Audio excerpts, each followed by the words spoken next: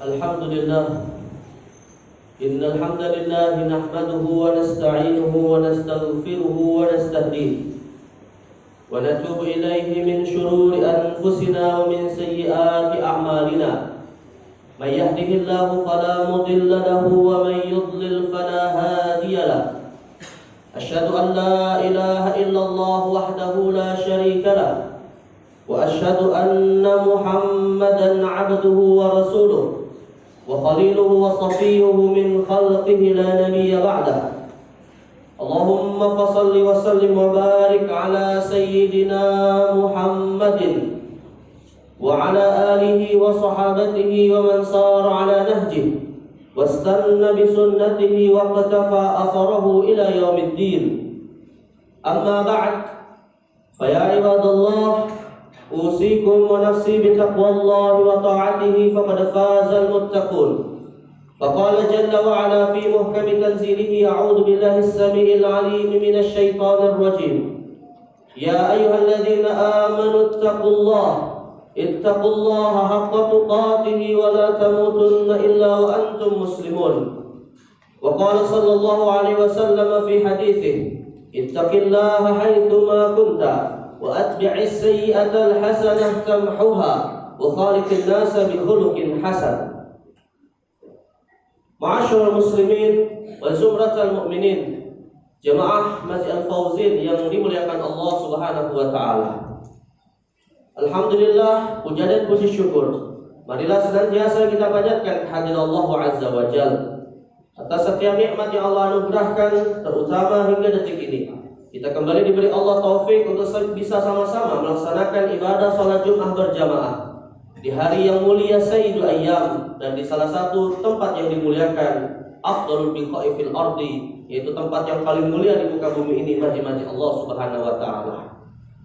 Tentu kita senantiasa berharap mudah-mudahan setiap ibadah yang kita lakukan senantiasa diterima oleh Allah Subhanahu wa taala, dan kita nanti di hari akhir berharap untuk layak bisa menjadi ahli surganya.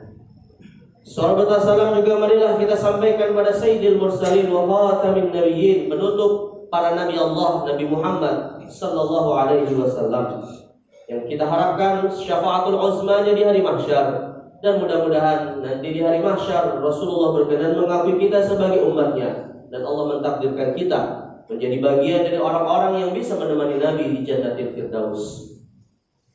Jemaah kaum muslimin yang dimuliakan Allah Subhanahu wa taala, dan tak lupa sebagai salah satu di antara 5 rukun khutbah, marilah satu sama lain di antara kita saling berwasiat untuk meningkatkan kualitas dan kuantitas ketakwaan kita kepada Allah Azza wa Jalla bimtithal awamiri wa ijtinabin nawahi, dengan kita senantiasa berkomitmen menjalani setiap perintah Allah dalam bingkai risalah Nabi Muhammad sallallahu alaihi wasallam dan menjauhi setiap larangannya. Dan dengan itu pun kita berharap mudah-mudahan layak untuk mendapatkan predikat sebagai al-muttaqun.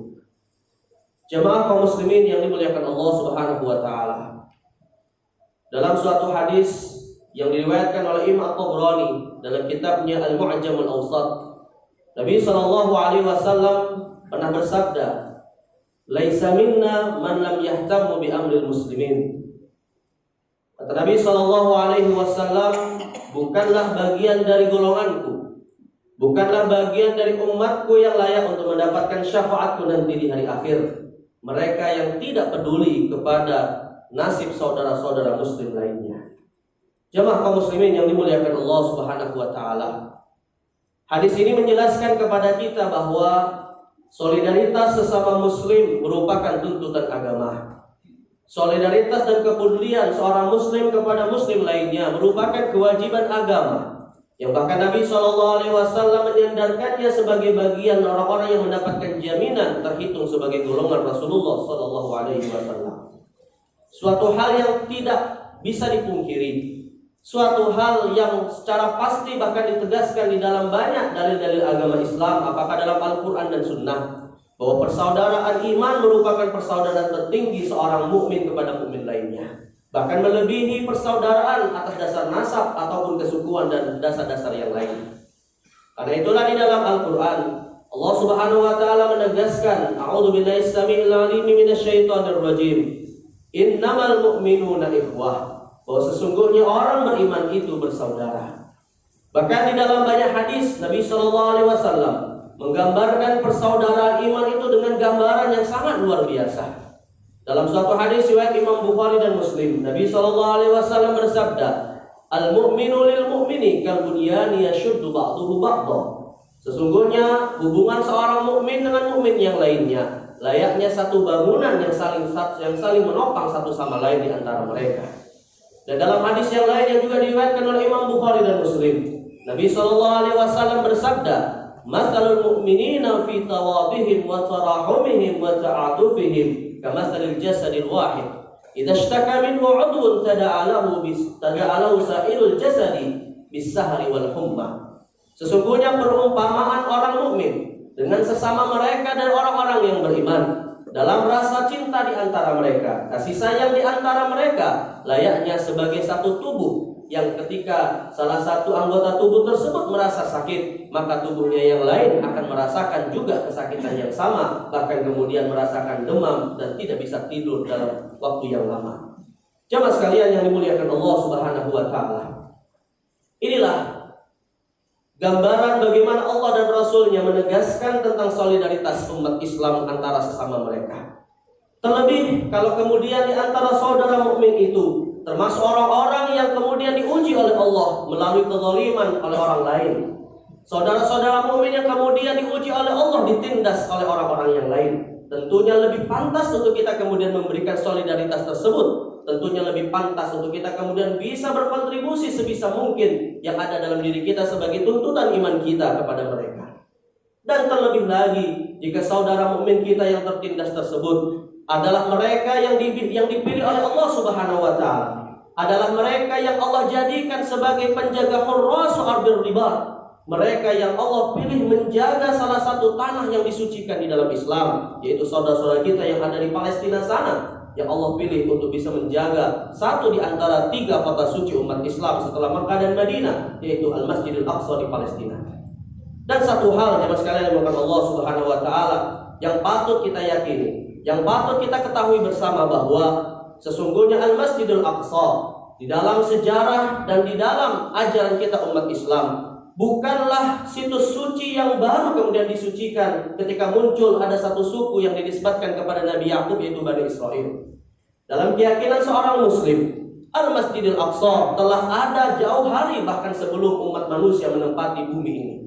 Dalam hadis yang diriwayatkan oleh Imam Bukhari dan Muslim, seorang sahabat yang bernama Abu Dzar Al-Ghifari pernah bertanya kepada Nabi SAW, "Ya Rasulullah, ma huwal masjidu awwal wudi'a fil ardi?" Ya Rasulullah, masjid apa yang pertama dibangun di muka bumi ini? Bahkan disebutkan dalam riwayat yang lain telah dibangun sebelum Nabi Adam diturunkan ke muka bumi ini. Kemudian Nabi SAW mengatakan, Al-Masjidul Haram. Masjid pertama yang dibangun untuk dijadikan tempat ibadah umat manusia nantinya adalah Al-Masjidul Haram. Dan itu kemudian dikonfirmasi oleh Al-Quran, di mana Allah Subhanahu wa taala mengatakan, Inna awwala baiti wudi'a lin-nasi alladzi bi Bakkah mubarakah. Sesungguhnya tempat ibadah pertama yang dibangun di muka bumi ini sebagai tempat ibadah dan diberkahi oleh Allah adalah apa yang ada di dalam Mekah. Kemudian Abu Dzar bertanya lagi kepada Nabi SAW, "Tsumma ayyu ya Rasulullah?"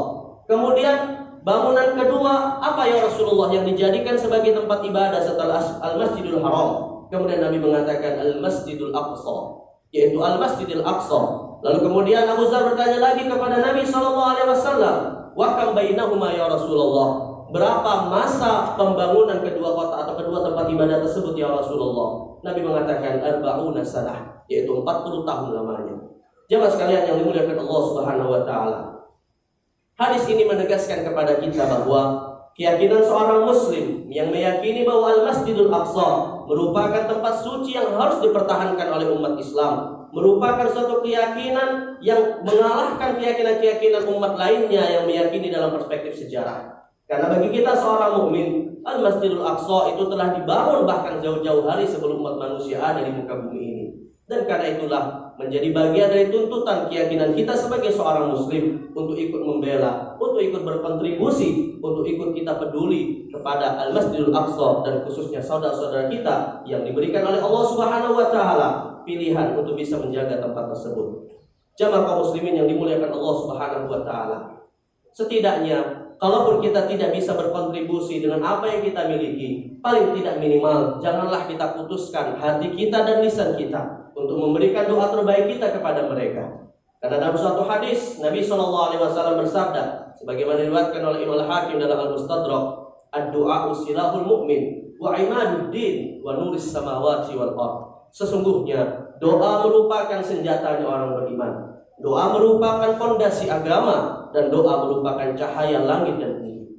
Karena itulah Rasulullah SAW mengajarkan kepada kita ada satu doa khusus, ada satu bentuk doa yang diajarkan oleh Rasulullah SAW untuk kita baca ketika kita mendapati saudara kita mendapatkan ujian dari Allah Subhanahu wa taala. Doa tersebut dibaca dan menjadi bagian dari ibadah yang paling utama, menjadi bagian dari ibadah yang menjadi tolak ukur kebaikan amal-amal kita yang lain, yaitu ibadatus shalah. Dan doa tersebut disebut dengan doa qunut. Dan dalam hal ini kita pun harus memahami bahwa di dalam Islam setidaknya ada 3 doa qunut yang disyariatkan kepada umat Islam dengan momen dan juga ketentuan yang berbeda. Doa qunut yang pertama adalah qunutus subh atau doa qunut yang dibaca dalam sholat subuh. Kemudian yang kedua adalah qunutul witri atau doa qunut yang dibaca pada sholat witir. Apakah sholat witir di luar Ramadan ataupun sholat witir di bulan Ramadan. Dan yang ketiga, doa qunut yang disunnahkan oleh Rasulullah SAW secara khusus dalam momentum ketika ada suatu kezaliman yang datang kepada saudara muslim lainnya, yaitu disebut dengan qunutun nazilah. Yang mana qunutun nazilah ini disunnahkan untuk dibaca bukan hanya pada sholat tertentu saja, tetapi dibaca dalam sholat 5 waktu, subuh, zuhur, asar, maghrib, dan isya. Dalam suatu hadis riwayatkan bahwa Nabi SAW pernah diceritakan qanata syahran ala hayyin min ahya'il Arab, bahwa Nabi SAW dalam satu riwayat disebutkan 1 bulan lamanya membaca doa qunut untuk mendoakan keburukan kepada sebagian kabilah-kabilah Arab yang berkhianat kepada Rasulullah SAW, dan doa tersebut dibaca pada sholat 5 waktu. Inilah jamaah sekalian bukan Allah Subhanahu wa taala, minimal apa yang bisa kita berikan, minimal apa yang bisa kita jadikan sebagai satu persiapan untuk kita nanti menghadapi hisab Allah Subhanahu wa taala ketika nanti di hari akhir. Bisa jadi Allah akan bertanya kepada kita, sudah sejauh mana kontribusi kita berikan kepada saudara-saudara kita yang hari ini terzalimi, yang hari ini menjadi orang-orang yang dipilih oleh Allah untuk menjaga kota suci ketiga umat Islam, Al-Masjidil Aqsa. Mudah-mudahan Allah Subhanahu wa taala menyatukan hati kita semua. Mudah-mudahan Allah Subhanahu wa taala memberikan kekuatan kepada kita semua, khususnya kepada saudara-saudara kita, untuk bisa mereka menjaga, untuk bisa mereka memuliakan, untuk bisa mereka menjaga syiar-syiar Allah Subhanahu wa taala Al-Masjidil Aqsa, dan nantinya Allah Subhanahu wa taala meridhai kita semua di dalam surganya. Amin ya rabbal alamin. Barakallahu li wa lakum fil Qur'anil azim. ونفعني وإياكم بما فيه من الآيات والذكر الحكيم. أقول قولي هذا وأستغفر الله العظيم لي ولكم فاستغفروه إنه هو الغفور الرحيم. اللهم صل على سيدنا محمد وعلى آل سيدنا محمد.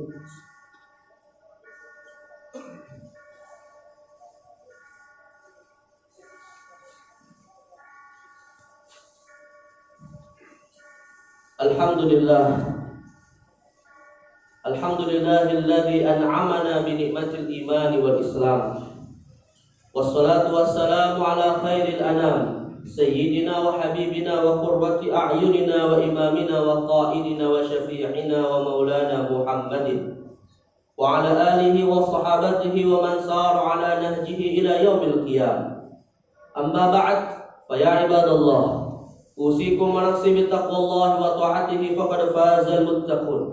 Faqala jalla wa ala fi muhkami tanzilihi a'udzu billahi as-sami'il 'alim minasy syaithanir rajim.